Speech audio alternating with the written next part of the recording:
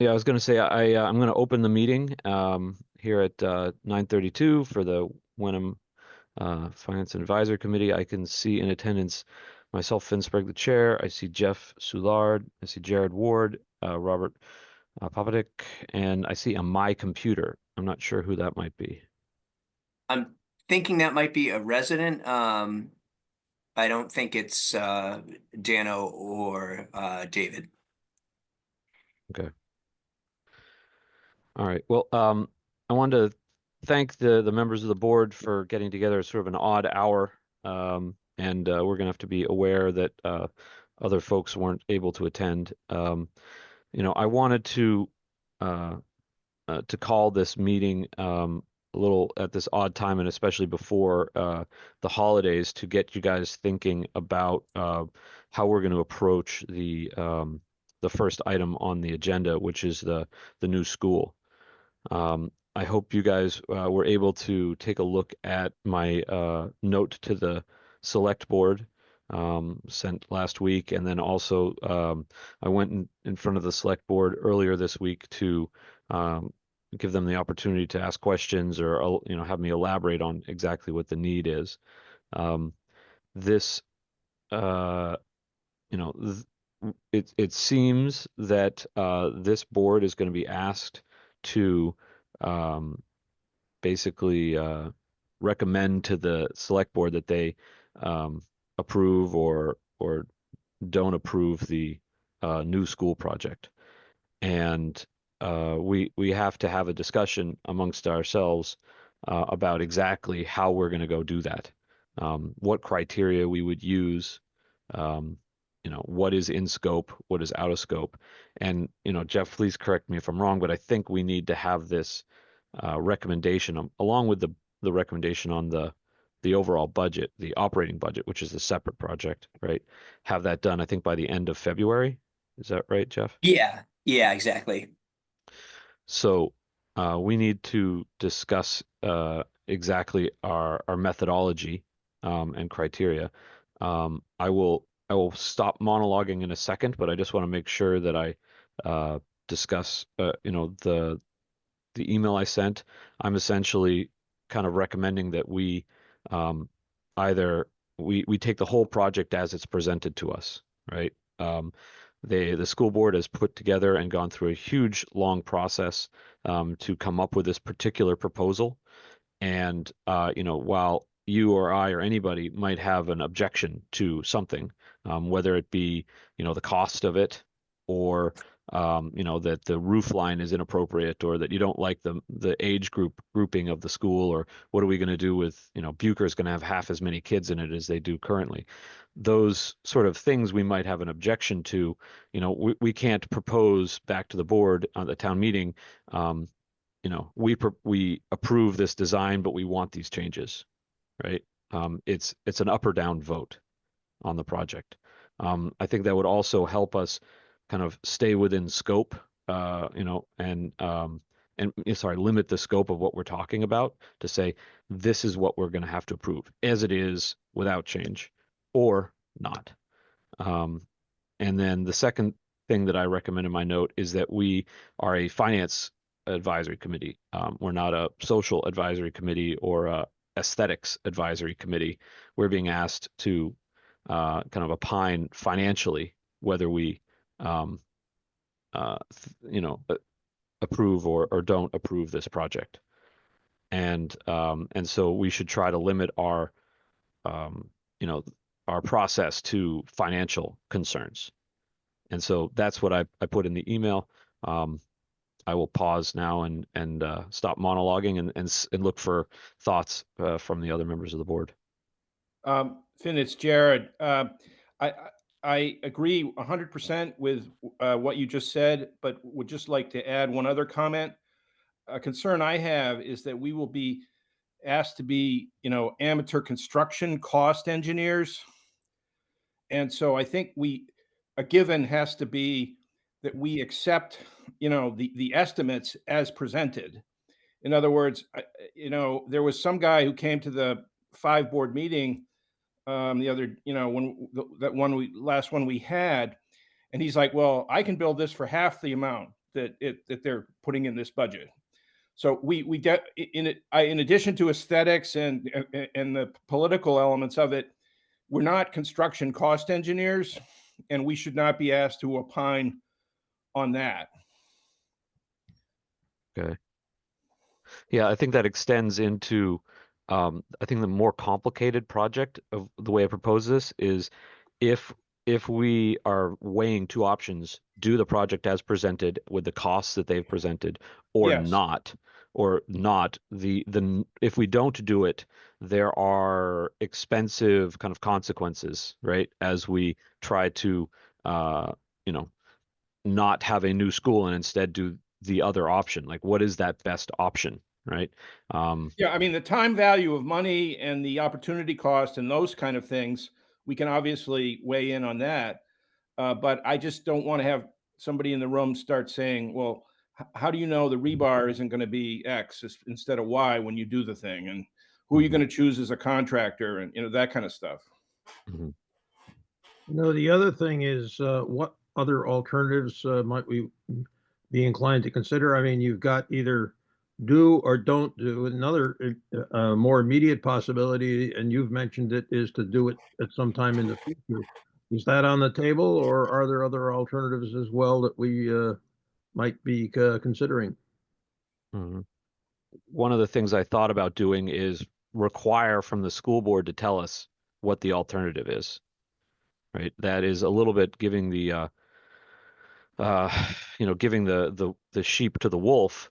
But, if we don't have a new school, what is the alternative? I think I think in my note I say, 6 or 7 years, they could come back to the town and ask for a new school, and get Right. states. So basically, for 6 to 7 years, what would we be doing? What would we have to maintain? Is there a new roof? Is there, some sort of remediation? Is there modifications that would have to happen to the school? What would they be, right? And go to the school board and say, you tell us, give us the other scenario. Um, you know, because you and I or anybody else on the board is not going to be able to go and say, we know better than anybody else that a new roof or a new facade or a new driveway or something like that is going to need to come in. They need to come to us and say, these are the capital improvements we would have to have in this no vote, right? But again, they could load up on that list and make it really unpalatable really fast. If you, because I think they're clearly going to be an advocate for a new school. Well, in any case, no, if you're doing an analysis long term, eventually any building is going to have to be replaced.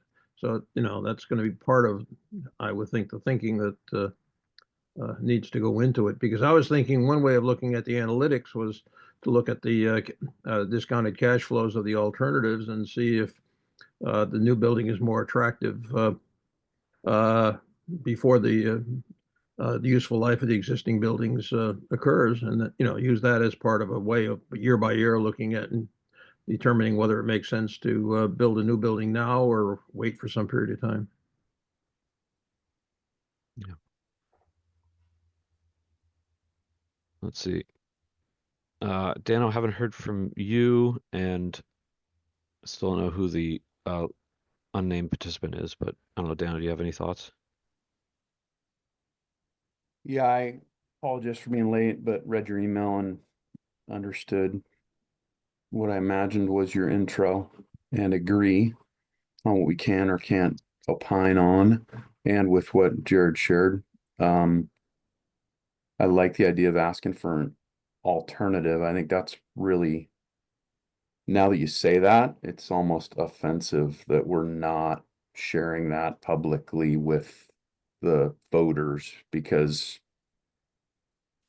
it implies that, it's all or nothing. Either we do this or there's, our students will have nowhere to go to school or something. They're left to imagine what the alternative is. So we should get a couple alternatives, not just one, because the one alternative will be horrible, I'm sure. Back to your point about giving the sheep to the wolves. So we should get a couple alternatives. One that's probably horrible from the school board, but another one that's reasonable.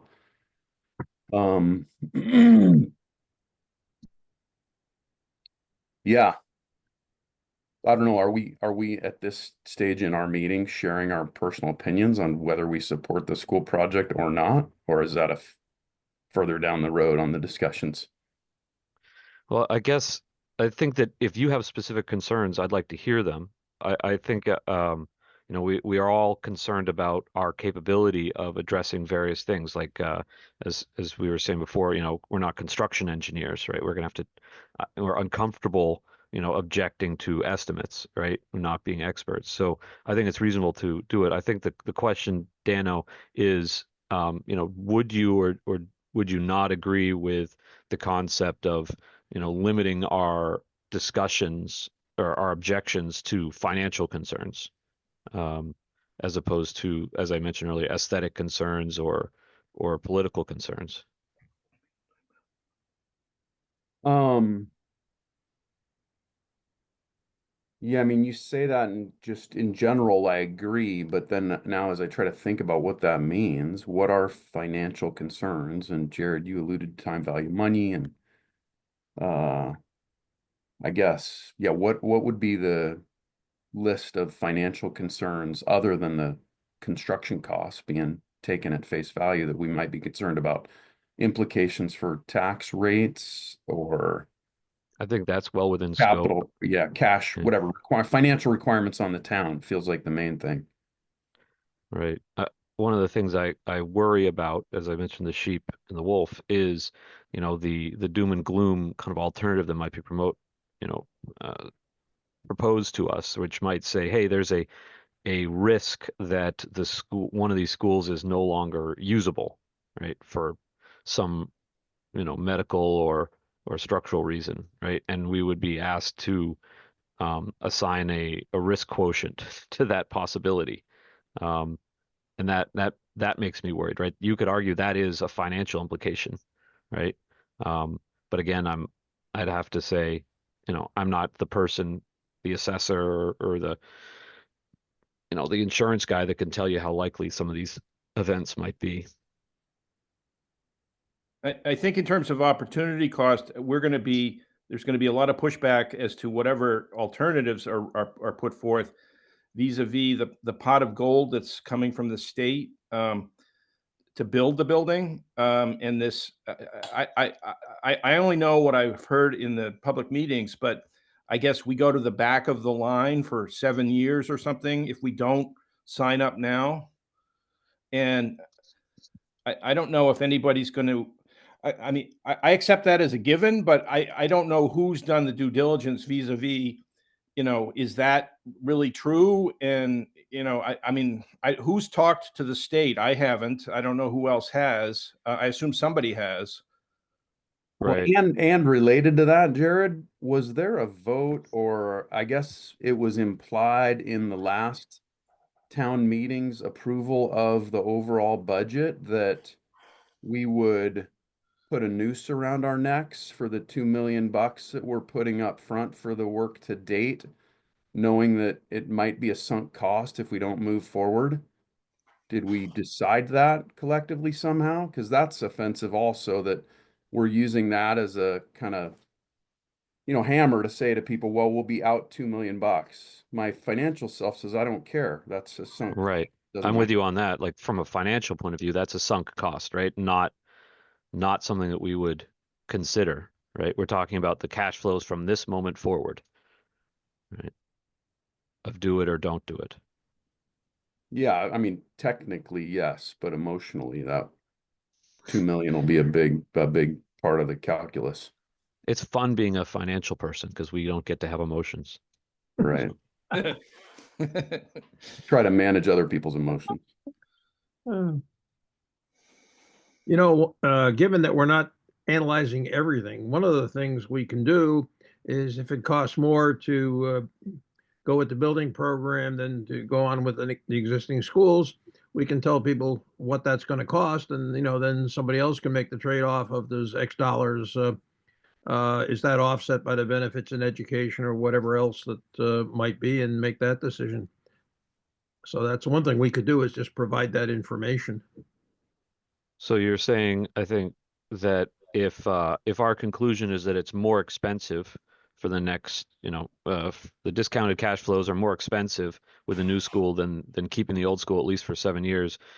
You might say it's up to the individual voters to decide if the difference in, the increased cost is worth whatever they think, non-financial benefits might be to the town. Well, I think it's also up to the select board, since we're advising on the finances, they can say, hey, these other benefits are great and they're worth more than the X million dollars. You guys are saying it's going to cost more. I mean, Mhm. that's fair game.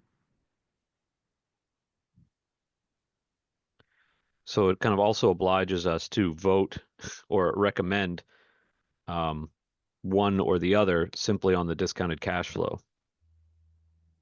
So if the math comes one way or the other, are we locking ourselves as board members to vote with the money only?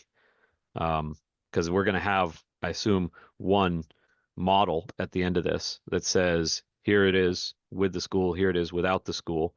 It is more expensive to do one of these, so we're recommending the other one. Well, you could be doing a range in terms of risks, that one of the schools turns into a pumpkin and, so that's a risk. And, that has a different set of numbers than if it doesn't turn into a pumpkin. Mm-hmm. But yeah, if we're supposedly going to only provide financial advice, I think we can identify risks and costs associated or benefits associated with them. But, the numbers then become whatever they are. I think it's probably likely that different people on the board will put the risk of it turning into a pumpkin slightly different, right? Some people might think it's the risk quotient we attach to it is too aggressive or too lenient, and so we might individually have objections to the model and vote differently than the straight model. You can also report out a range of numbers based on the level of risk assessment for the things. You're going to also have, because the school committee is continuing to reduce the cost of the project. I mean, last night it dropped quite a bit, and they're hoping to get it to drop more by getting certain items for the state to pay for. So, that's going to be something that's going to be happening as we're doing this analysis. The numbers are going to keep hopefully going down. So we're going to have to accommodate that as well.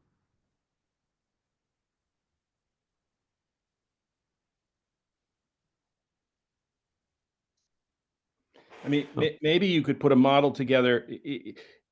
I mean, if the more we can simplify this, the less we end up in a huge, cluster F.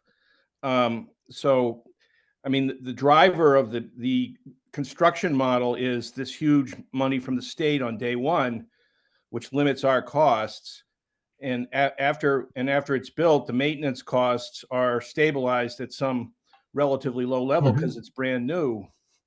The alternative could be, it's been stated, as I understand, that if we say no, we get to the back of the line. So our next window is 7 years. Accepting that at face value, you could do a maintenance model, very big picture that just says keep the lights on, and here's the budget for keeping the lights on until the next window. Which is if people have said, well, we have to wait 7 years, okay, use their assumptions and say, all right, the alternative assumption is a maintenance model for 7 years with another look-see, for a complete redo. Mm-hmm. And then you could ask the school committee, not what they think, but what they think it's, whether it's good or not. Just say, please present a model that assumes the following: the towns say no, the next window is 7 years. What is the maintenance budget for the existing plant and facilities for those 7 years? Something like that. All right. So then you would basically say, in 7 years, you are allowed to assume that a new school is. Well, we have another look-see because, again, that's what people are declaring. We will not get another bite at the apple for 7 years. Okay, if true, therefore the maintenance model for the existing plant is X, while we wait for the next window. I mean, and that way it would simplify. It would be very big picture and cause people to focus. Okay, these are the costs of maintenance until we wait for the next window.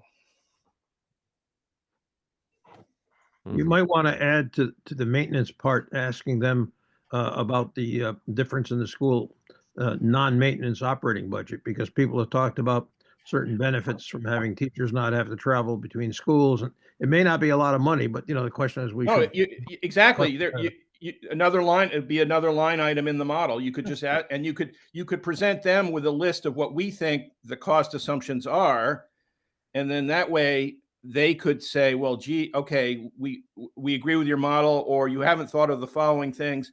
But in other words, in a nice and professional manner, you put the onus back on them to present the maintenance model until the next window.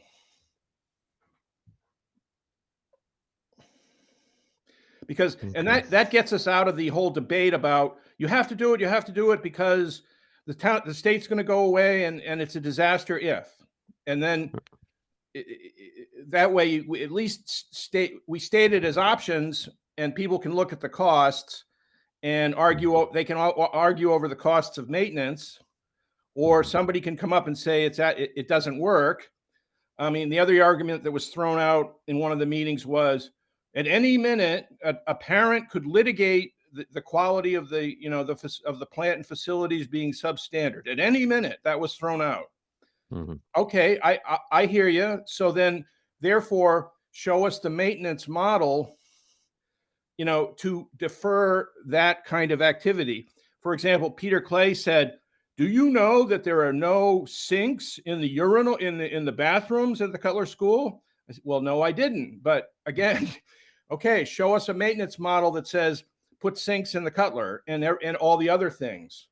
And then you compare that maintenance model against the risks of missing the window now and then waiting 7 years. Yeah, I didn't understand how during the executive committee meeting that we were a part of that was not on the public record, where somebody shared about how, this is my crude summary, if we don't do this, like all the existing buildings are going to fall down and they're in disastrous condition. Yet Tracy, during the 5 board meeting, said, no, we've done a great job of maintaining Bucher, and it's in good standing and everything's going to be fine there. So we won't have to have any additional investments there. And Winthrop looked great for me. I went over to the Christmas show, but that's just the part. But That's in the any event, problem that is way, I like, think you'd have a simple. It would catalyze a fairly high level 50,000 foot discussion, as opposed to getting into the weeds on where did you get the cost for the cement, and what about this and things like that. all right, so as Jared, you and Dan are saying, like they're making statements, right, that say that there is a risk that the facilities are not currently or will not soon be in compliance with some, you know, statutory requirement for a school, right? Which would mean That's that, been thrown out in public meetings, and the other one is the wait 7 years. Those are the two big things that have been thrown out. right? I have no idea how to quantify that risk, right? But they owe it to us. They need to. Well, where's town council? Okay, what are the statutory risks? That's a legal issue. If a parent sues and says the bathroom doesn't work, really, that closes everything down? Explain that one to me. And that's not financial. That's legal. Yeah, that is legal, but just like as finance people, we get to put our fingers in everything. It's sort of like, okay, well, if the risk is if that happens, then we have to rent temporary buildings at such and such cost for for the remaining 5 years, right? Of the window before we move forward. So how do you quantify the financial implication of that risk, right? The cost is $7 million and the risk is 50% chance. So we're saying there's a $3.5 million negative, in the discounted cash flow of the don't do the new school. And that's Well, what I we think do. it's you probably have within the what happens if we don't build. You probably have scenario 1, no parent sues and we patch up everything. Scenario 2, class action litigation and And again, the onus is on them to explain to us why this is a real risk. All I hear is people throwing out things unsubstantiated at public meetings, saying a parent could sue at any minute, you know.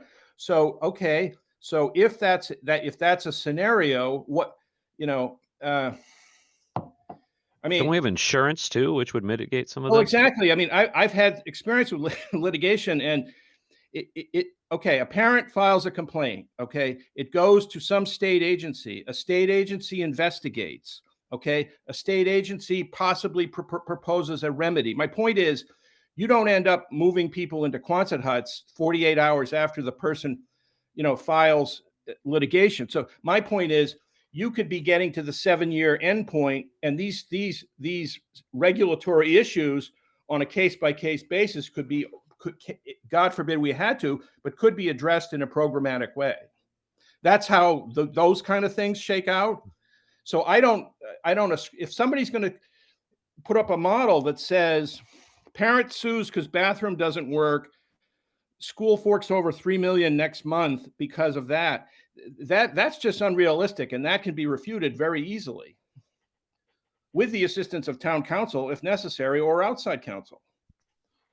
My point is, it's the onus is on them to substantiate within the model, the 7-year model, what the costs and risks are. And it's I view the litigation risk personally as minimal. I mean, I'm not a construction engineer, but I do understand how those things shake out. So maybe I don't know if we need an official resolution from this group on this, but you know, I'm looking at next steps, right? So it seems like the select board is in agreement with the approach that was in my note, which it seems like you guys are also generally in agreement with.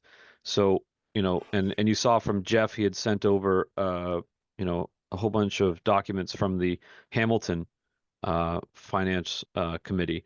I think we're probably going to want to collaborate with them to avoid you know, maybe rework on this, and that we're probably going to want to kind of make a request of the school board for this alternative scenario.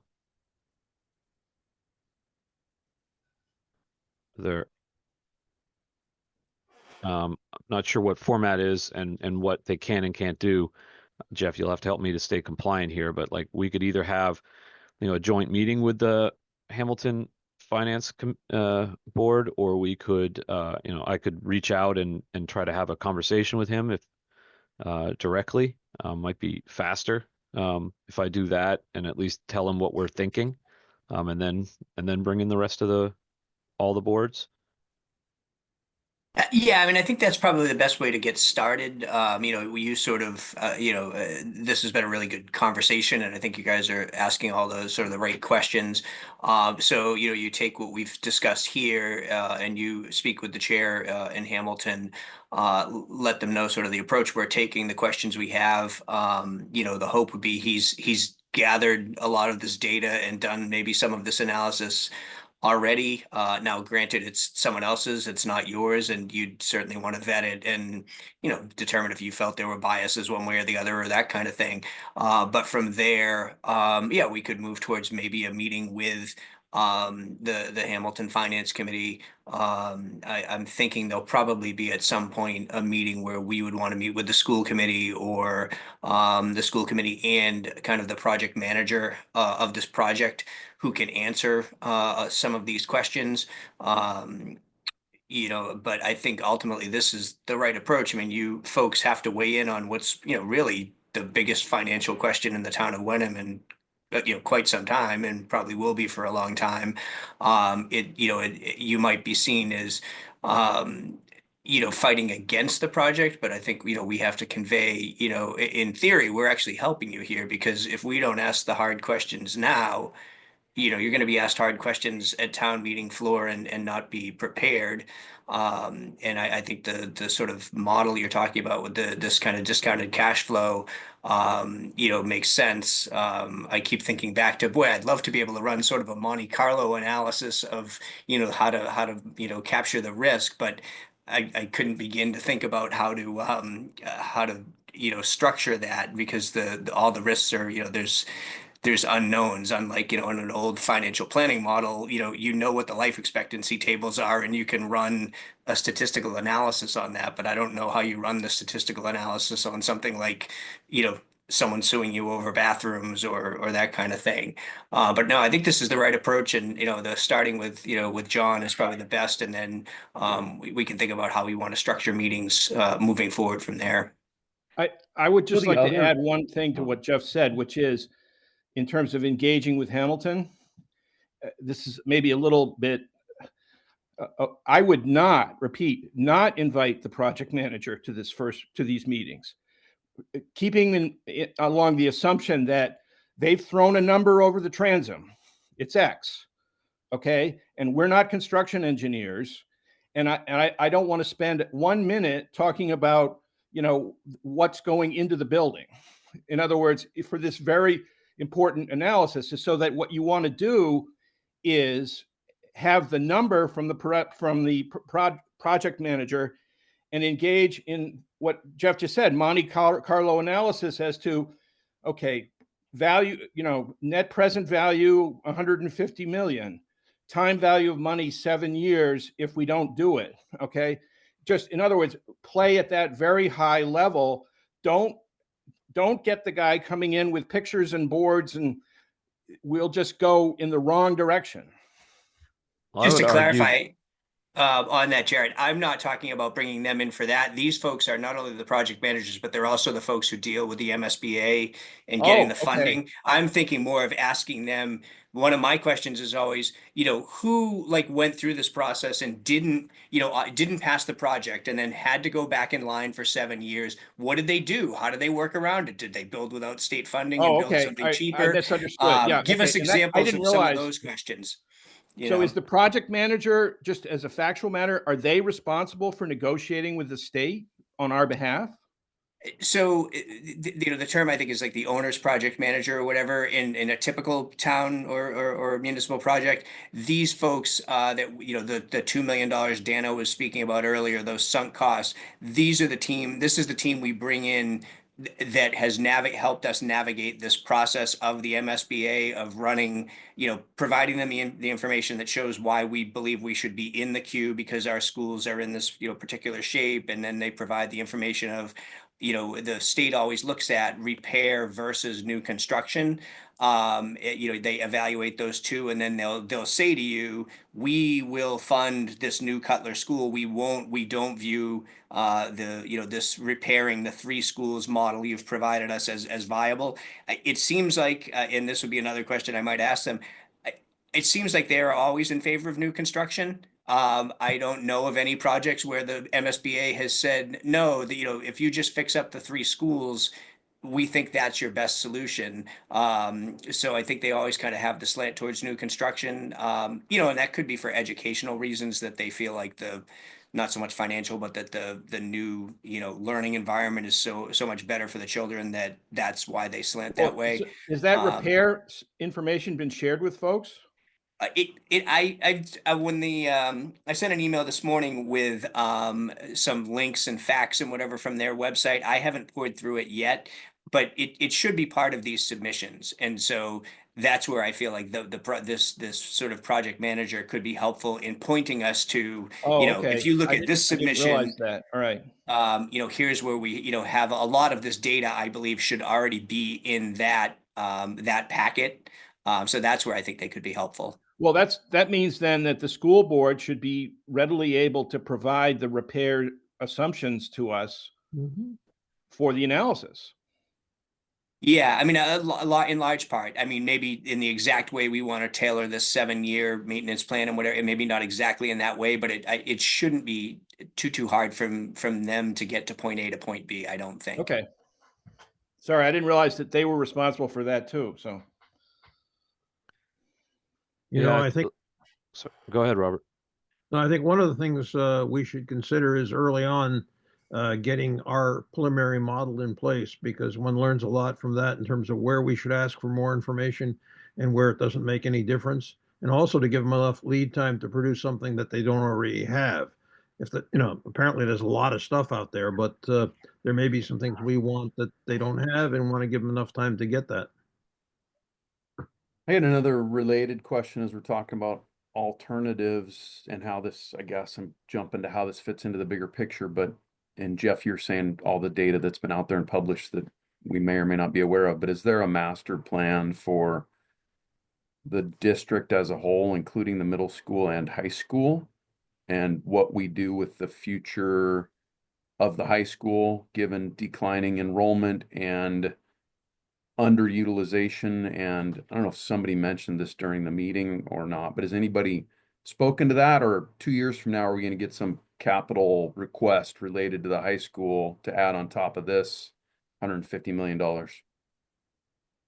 I know that one of the things that has been spoken about in terms of needs at the high school, there is likely a roof at the high school on the horizon, which that is going to be an expensive project for sure. I think I've heard something in the $5 to $10 million range for the roof. They do sort of put out an annual or biannual sort of state of the facilities sort of report across the district as a whole. But I think, to your point, I mean, the high school must be of similar age, I think, to some of these other schools, or maybe a little bit newer, but it's going to be on the horizon. So that becomes another question of, do you think, the high school, if you put a whatever $5 or $10 million roof on the high school, does that keep the high school okay for the next, whatever it is, 7, 10, 12 years, or something? Or, are we about to endeavor on this, large, capital expense for the Cutler project? And then you're going to tell us in 2 or 3 years that, really the high school needs, a major overhaul or a rebuild. I don't believe I've heard anything that would suggest that, but I think it's another sort of part of your matrix that you're looking at is the dividend, the discount model on these 3 schools in this project, but also that, anything around the high school / middle school is hanging out there as a potential,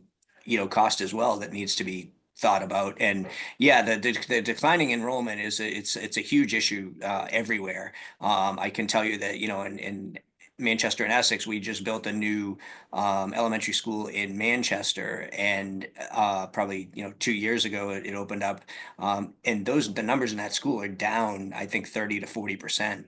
Can you get that So data and share it with us so we can share that with the select board? sure. The memorial, the Manchester data in general, or just, No, I mean, what you I think just everybody's said, pretty aware. something that shows that data about that particular school with building a new school and enrollment going down. And just, I think that would be such a stark reality check for folks to when we consider making this $150 million investment. This isn't just if you build it, they will come. Yeah, The one no, thing it's a good point. I'll caution, right, is that if you were doing a discounted cash flow analysis of do the elementary schools or not do the elementary schools, the need of the roof, say, at the high school is not going to be impacted by doing one or the other, right? And so it wouldn't change, the financial model one way or the other. I think we have endeavored, at least in the last year since I've been doing it, to when we're at the town meeting, to warn town members of rather expensive future projects that are likely to occur, like the water PFAS thing, right?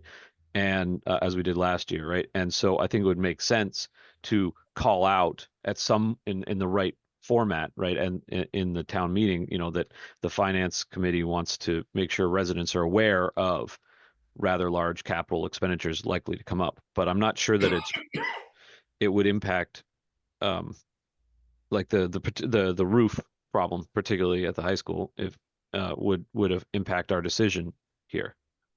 Yeah, total. Well, I asked the question, Jeff, you responded with that and referenced the roof costs. I was more asking if, and you got to this in your response too, Jeff, about maybe we're gonna consider, who knows if there's something on the horizon. Doesn't sound like there is, but a rebuild of the high school somewhere down the road. So that's more what I was getting at, Finn. A separate, relevant consideration. Not only will we be looking at this 150 million, but 10 years from now, we'll be looking at another 150 million for the high school. And what is the district's overall plan given decreasing enrollment? And is that relevant for this decision? Maybe not. I guess it is insofar as it affects overall burden on the community over time. And this is one of multiple things. That'd be so. Yeah, I'm with you. I think it's a good analysis. assumption to have, right? We're gonna have a list of assumptions that maybe people might disagree with. Like we're gonna assume that that inflation is X, right? We're gonna we're gonna assume that it's 6 to 7 years before we can even consider another school, right? We're gonna assume that the risk of a shutdown of the facilities is X, right? And we're going to assume that there are this many kids, in the school system, for the next 6 or 7 years, or going forward. That's our assumption that this is the need, right? And people could argue, right, or might disagree, or people on the board here might disagree with some of those assumptions, and that might change their own decision to vote with or for or against the project. But if we list all those assumptions, then we're kind of clear on how we're coming to this financial decision of the FinCom. Yeah. So the two things for me, I would just love for the school board to tell us whether or not they expect we'll need to spend another 100 million plus on the high school, middle school sometime, or by when? When do they expect we would need to do that? 20 years from now, 5 years from now, 10 years from now? Simple, relatively simple question. And then the other one, since you brought it up, Jeff, about the Manchester school, I just think we should put that specific data in front of the select board to help them think about the assumption, Finn, about the utilization of this new school, because it's all predicated on it being X number of students. And that's not a no-brainer. That's not a foregone conclusion. That's not a for sure thing. It might be helpful to look at the study that was done, I forget how many years ago, when the middle school was put next to the high school to get money to do work at the high school. So there may be some information there about what the future expectation was. And I forget how long ago that was, but that information should be someplace.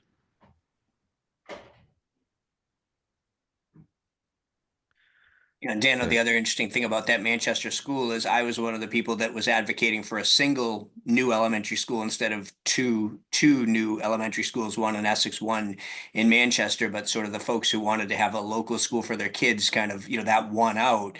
But I think most of the people involved would probably say the right move for a lot of reasons. And one of the major ones is the enrollment would have been to build one school.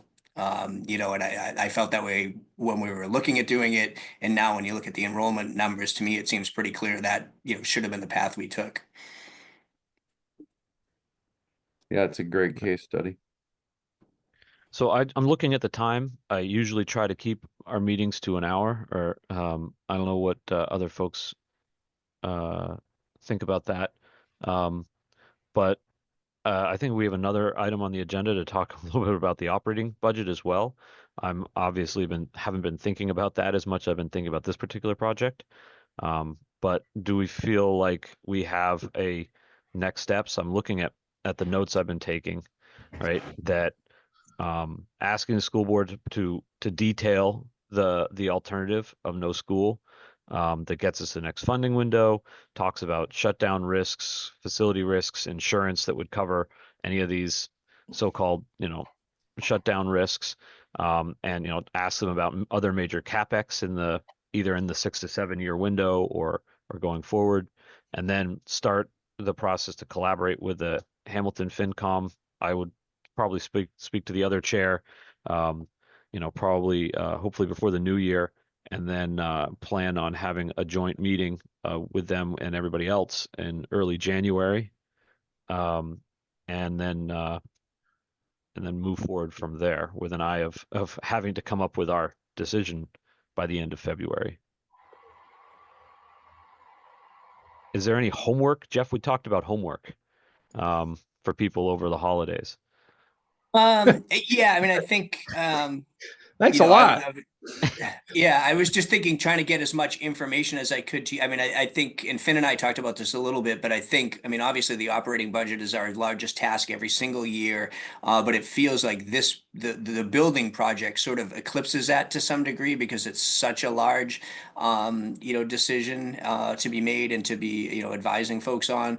But that being said, we still, also have to, create the operating budget and, weigh in on that as well. But I sort of felt like this is sort of, I think there's more of a timeliness to getting this part of the work up and running earlier, and maybe we can catch up a little bit on the operating side, in a week or two. But yeah, I was thinking just trying to get as much information out to people around this building project as we could for them to digest.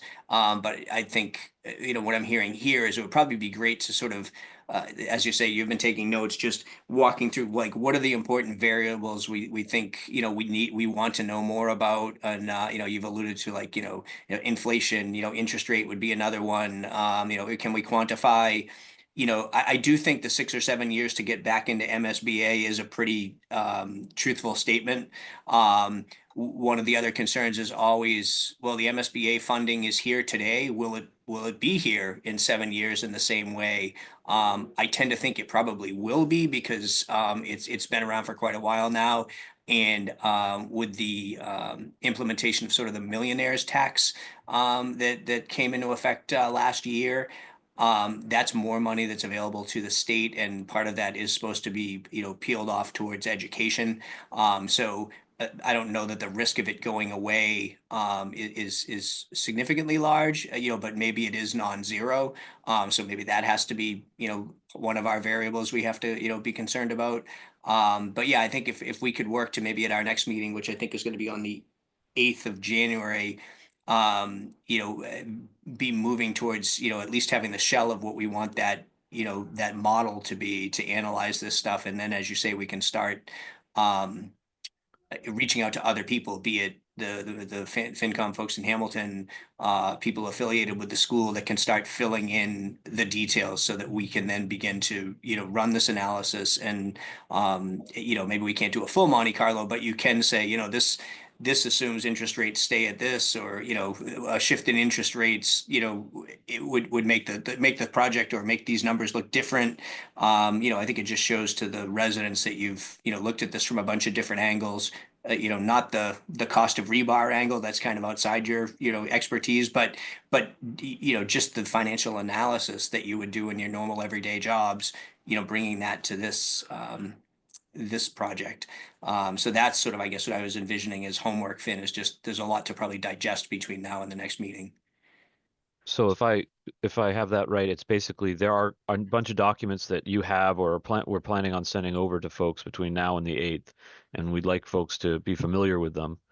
And then also that we should be thinking about the assumptions that we want to put on a list, right? And have those be incorporated in the decision-making process or the model that we come up with at the end of this. And could you include on that list some general information about the MSBA? I am completely ignorant of this apparently massive state institution that we're basically rolling the dice with. I mean, in a good way, I suppose. But I know nothing about it. If there's anything that somebody can point me toward, a link or a website or articles. And I sent 2 links out this morning, just before the meeting, that reference back to the school website that are FAQs and some documents related to the project. So there's quite a bit there. I mean, the Okay, FAQs, thank you. and Sorry, then as you can see, I didn't get to it. no, it's fine. But yeah, I think that's going to sort of be the starting point. And then, I plan on, digging into all this as well. It's been a while since I've gone through this process.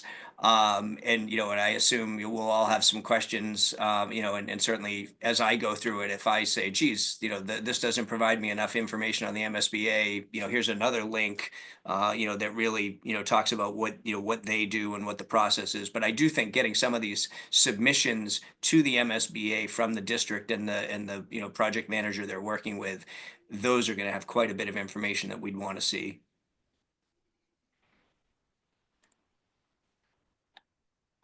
And one other thing, perhaps, I mean, it would be a nice to have is, I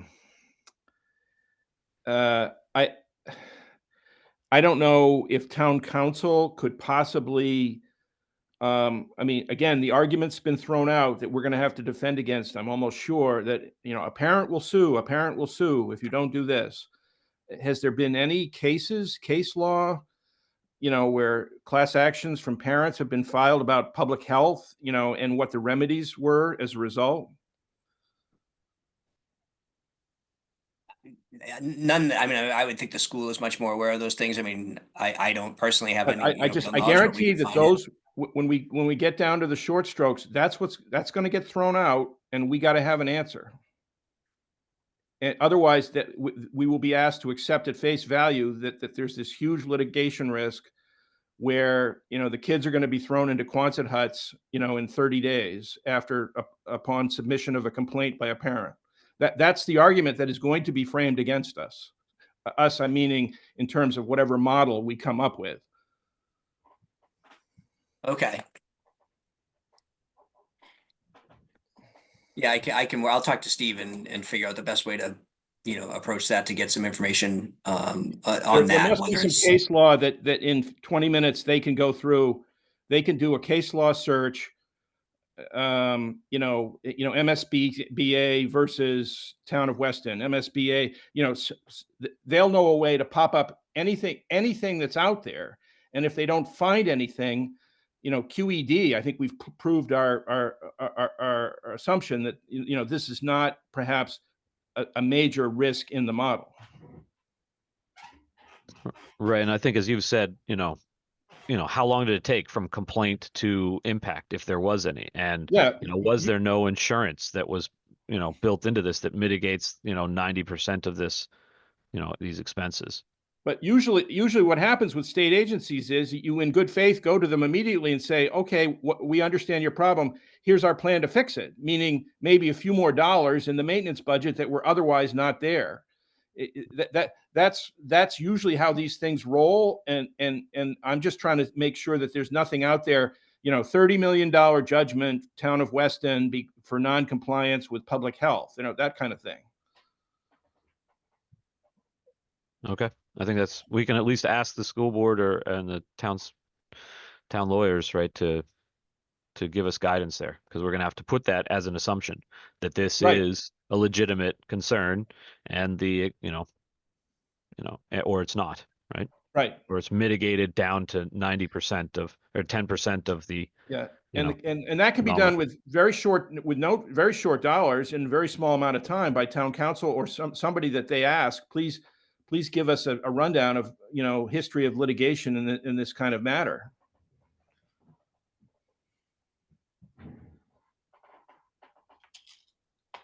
Okay. All right. So I think we've got our list. I think, Jeff, you and I are probably going to want to touch base to get the ball rolling and send these notes out. Appreciate you guys' thoughtful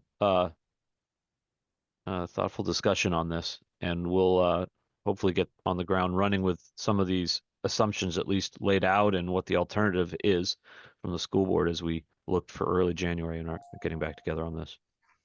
Yeah, and if folks want to email me with their, some assumptions, questions, whatever that they want to sort of build into this model, I can kind of consolidate those, and as we pull it all together, I can send it back out and sort of, so everyone can see.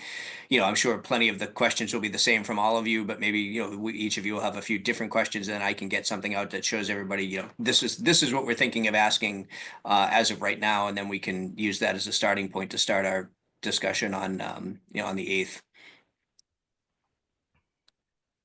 Great. All right. Unless any other questions, Robert, I see your hand up. Yeah, I just wanted to make sure that does everyone have the information from last night's school committee meeting in terms of the size of the budget and reimbursement and the change in the assessment for Wenham? I don't. So I think, Jeff, it would be helpful if you distributed that. I can circulate that. If you'd like, I can tell you now what I have for my notes. Okay. Sure. 151 has gone down to 142.2 with million, with an expected reimbursement of 48 from the state, and they're hoping to get the state's contribution up by conversations with them. The Wenham share is an increase of $883,930 versus the 1.2 million that was in the earlier conversation. That's the operational budget, not the. Operational, so Okay. it's a little over 300,000 from what we first looked at. So I thought that might be useful background in terms of reviewing the materials that are coming out that were prepared earlier. Sure. Perfect. Thank you. Okay. All right. So I'm looking at the clock. I'm trying to be conscientious of all of our time. Are there operational budget concerns right now, Jeff, that you're hoping to get from this group, or sort of resolutions or next steps that you want us to be taking? I don't think at this time. I mean, I think, we rolled out, a very high level budget on Saturday. I still feel like we're going to work to get some additional reductions across departments. I was actually talking to Bob yesterday about, one of the things I like to look at is, we're always mindful of building, budgeted numbers on budgeted numbers. So I kind of like to look back to, I now have FY24 actuals and just sort of give it a sanity check of, if we spent 100 in 2024, but the budget we're asking for, in 2026 is I don't know, 115. You think, well, geez, that sounds, that would mean we've actually gone, whatever, that's 8% inflation over the last 2 years because we're going budget over budget, and look to, in those particular line items or those budgets, look to sort of trim those back and say, even if I give you 4% inflation, you're going to be at 109 instead of 115. Trying to look and find some of those places we can save. That being said, we've had some really bad experience in FY25 so far with just, I might have mentioned it on Saturday. We lost an engine in one of the cruisers. We lost a transmission in one of the cruisers. We had a $10,000 HVAC problem at the police station. We had a $32,000 HVAC problem at the fire station. Those are all things that will ultimately hit Finance Committee reserve. In the last few years, I think we haven't hit your reserve account too hard. So that's been a nice return to free cash. But this is going to be one of those years, I think, where, everything that can go wrong does go wrong. And maybe we're not, returning as much money in free cash coming out of 25. But that's the only sort of thing I'm thinking about right now. But, what was I going to say? And the other thing is, the last couple of days I've been working on pulling together. It's a really large group of comparative communities now based on, population or proximity or, kind of socioeconomic, and trying to compile a database for you folks of kind of per capita spending across, public safety, DPW or whatever, so we can start to use some of those comparatives to at least ask the questions of, why is it, more expensive here to do this than it is, in most of our comparable, communities on a per capita basis. And maybe some that we look and say, boy, we're really doing well in this particular line item. What is it we're doing well in highway that's allowing us to be, lower per capita than other communities. But I'm hoping that, we'll have a bit of a database for you folks at the next meeting, for that kind of comparative stuff. So maybe that can help shape our discussion and approach to the budget for FY26. Okay. Sounds good, Jeff. Thank you very much for that. And I think we have our marching orders. I'll work with Jeff to keep this ball rolling over the holiday time period, and that we'll have all sorts of information for us at our next meeting. So I'm going to ask for a motion to close the FinCom at 10:31 on the December 20th. Looking for a motion. So moved. So that's Robert, I think, and looking for a second. Piano second. Dan, a second. All right. Any discussion? Not hearing any. Ask for a vote. Aye. And aye. Jared, aye. Piano aye. Dan, aye. Okay. And not hearing any against. No abstentions. Then we are closed. So thank you very much for your time on this odd time period and coming together. And I will hope you guys have a great holiday season. You too. Have a great holiday. All right. Cheers, guys. Excellent. Talk to you soon. Thanks, Bye now. guys.